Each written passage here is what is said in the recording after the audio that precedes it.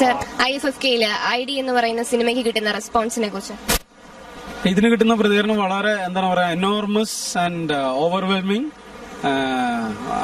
ഭയങ്കര ഹൃദ്യമായിട്ട് തോന്നുന്നുണ്ട്. കാരണം എന്താണെന്ന് വെച്ച് കഴിഞ്ഞാൽ ഞാൻ മുമ്പ് അവിടെ പറഞ്ഞ പോലെ ഇത് ഈ ഫെസ്റ്റിവലിലാണ് ഞങ്ങൾ കളിച്ചു വളർന്നത്. ഞങ്ങൾ സ്റ്റുഡൻസ് ആയിട്ടിരിക്കുമ്പോൾ മുതൽ എറണാകുളം അല്ലെങ്കിൽ കോതമംഗലം അങ്ങനെ കേരളത്തിന്റെ വിവിധ ഭാഗങ്ങളിൽ നിന്നുള്ള ആളുകൾ വരുന്ന ഒരു സ്ഥലത്ത് വന്ന് പുതിയ സൗഹൃദങ്ങൾ ഉണ്ടാക്കുകയും പുതിയ സിനിമകൾ കാണുകയും ചെയ്തുകൊണ്ടിരുന്ന ഒരു സ്ഥലമാണിത്.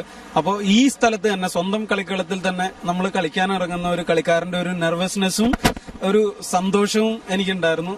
ഇന്നലെ ഫസ്റ്റ് സ്ക്രീനിങ് കഴിഞ്ഞതോടുകൂടി ആ ഒരു സന്തോഷത്തിന് ഒരു സമാധാനമായി എന്ന് പറഞ്ഞാൽ ആളുകൾ വളരെയധികം ഇഷ്ടപ്പെടുന്നത് കണ്ടിട്ട് അവരുടെ ഓവർവെൽമിംഗ് ആയിട്ടുള്ള റെസ്പോൺസ് കണ്ടിട്ട് എനിക്ക് ഭയങ്കരമായിട്ട് ഇഷ്ടം തോന്നി. പിന്നെ ഇന്നത്തെ ഷോയ്ക്കാണെങ്കിലും there are like lot of people who are sitting on the floor, so it gives me immense happiness and pleasure and like I feel proud. അപ്പൊ ഒരു സൗഹൃദത്തിന്റെ കൂട്ടായ്മ കൂടിയാണ്. അപ്പൊ അതിന്റെ ചിത്രീകരണത്തിൽ എന്തെങ്കിലും വ്യത്യാസം തോന്നിയോ? പ്രഷർ ഇല്ലാതെ ഒരു ചിത്രീകരണം. കാരണം എന്താ വെച്ച് കഴിഞ്ഞാൽ ഇതാണ് ഏറ്റവും ബെസ്റ്റ് ആയിട്ടുള്ള, this is the best way to make films.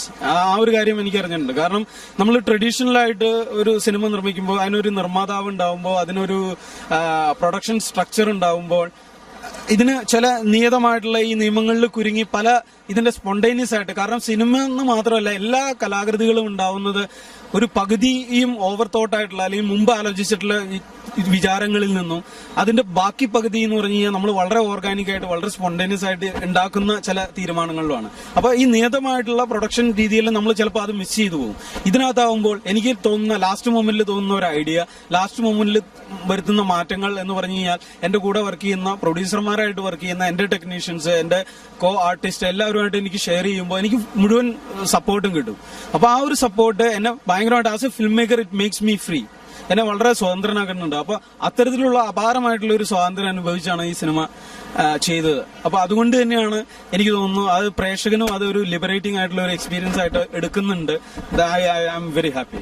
ഏതൊക്കെ ഫെസ്റ്റിവലിലേക്കാണ് പോകുന്നത്? ഇനി വരാൻ പോകുന്ന ഫെസ്റ്റിവൽ എന്ന് പറഞ്ഞാൽ ഇപ്പൊ 7 ഫെസ്റ്റിവലുകൾ കഴിഞ്ഞു. ഇനി വരാൻ പോകുന്ന ഫെസ്റ്റിവലുകൾ എന്ന് പറഞ്ഞു കഴിഞ്ഞാൽ ഹോങ്കോങ് ഫിലിം ഫെസ്റ്റിവൽ ഉണ്ട്, ഇസ്താൻബുൾ ഉണ്ട്, ഡെവിൽ എന്ന് പറഞ്ഞ ഫ്രാൻസിലൊരു ഫെസ്റ്റിവൽ ഉണ്ട്, പിന്നെ ഇറ്റലിയിൽ മിലാനിലൊരു ഫെസ്റ്റിവൽ ഇപ്പൊ ഈ ആഴ്ച അത് കാണിക്കുന്നുണ്ട്. അപ്പൊ ഇങ്ങനെ ഈ സിനിമ നിരന്തരം സഞ്ചരിച്ചുകൊണ്ടിരിക്കുകയാണ്. ഇത് നമ്മൾ റിലീസ് ചെയ്യാനും പ്ലാൻ ഉണ്ട്. ഏപ്രിലോട് കൂടിയിട്ട് ഇന്ത്യയിലെ അറ്റ്ലീസ്റ്റ് മെട്രോ സിറ്റികളിലെങ്കിലും റിലീസ് ചെയ്യണം എന്നുള്ള ഒരു താല്പര്യത്തിൽ. IFFK-യുടെ കോമ്പറ്റീഷൻ സെക്ഷനിൽ എന്തെങ്കിലും അവാർഡ് പ്രതീക്ഷിക്കുന്നുണ്ടോ? അവാർഡുകൾ എന്ന് പറഞ്ഞു കഴിഞ്ഞാൽ അത് പ്രതീക്ഷിക്കേണ്ട കാര്യമില്ല. കാരണം എന്താണെന്ന് വെച്ച് കഴിഞ്ഞാൽ അവാർഡുകൾ തരുന്നത് ഒരു ജൂറിയാണ്. അപ്പൊ ആ ജൂറിക്ക് ഒരു സെൻസിബിലിറ്റി ഉണ്ടാവും. ആ കൃത്യമായിട്ടുള്ള if you are in a right time with right people you get award. അതായത് നിങ്ങളുടെ സിനിമ പ്രതിദാനം ചെയ്യുന്ന ആ ഒരു സെൻസിബിലിറ്റിയോട് പ്രതികരിക്കുന്ന ജൂറി ആണെങ്കിൽ നിങ്ങൾക്ക് അവാർഡ് കിട്ടും. അപ്പൊ അത് അവാർഡ് കിട്ടിയില്ല എന്ന് കരുതിയിട്ടും അതിൽ വലിയ കാര്യമില്ല. കാരണം ഒരു ആഫ്റ്റർ ഓൾ ഒരു work of art is exist like that and the response from the people which matters. Award is like an additional bonus you get. അപ്പൊ എനിക്ക് അങ്ങനെ അവാർഡ് പ്രതീക്ഷയൊന്നുമില്ല. കിട്ടുകയാണെങ്കിൽ സന്തോഷം. Thank you.